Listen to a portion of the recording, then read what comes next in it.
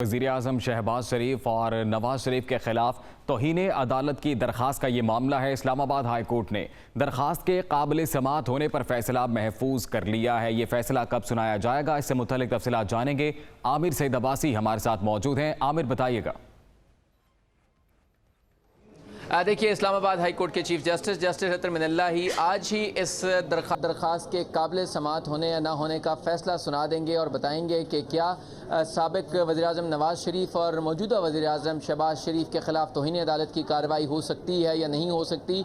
साबिक सेनेटर हैं, मुस्लिम लीग नून के ही रहे हैं, अब वो पार्टी छोड़ चुके हैं। सैयद ज़फ़र अली शाह, उनकी तरफ से ये दरख्वास्त दायर की गई थी जिसमें उनका ये मौक़िफ़ था कि जब नवाज शरीफ को बैरून मुल्क जाने की इजाज़त दी गई लाहौर हाई कोर्ट के अहकामात की रोशनी में, तो उसमें 8 हफ्ते की इजाज़त दी गई थी और ये कहा गया था कि वो जल्द ही अपना इलाज कराकर वतन वापस आएंगे। लेकिन 3 साल से ज़ायद अरसा गुजर चुका है, अभी तक नवाज शरीफ वतन वापस नहीं आए। लिहाजा नवाज शरीफ और शहबाज शरीफ दोनों तौहीन अदालत के मुर्तकिब हुए हैं। इस पर chief justice Islamabad high court justice Athar Minallah ने कहा कि ये पहली बात तो ये है कि नवाज शरीफ का जो नाम ECL से निकालने का मामला था वो कोई अदालती हुक्म नहीं था, बल्कि वफाकी काबीना ने यह फैसला किया था।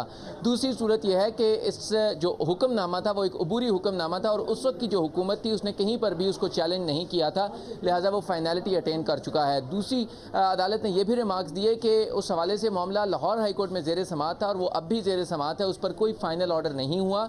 लिहाजा आप ये बताएं कि कैसे ये तौहीन अदालत की दरख्वास्त बनती है।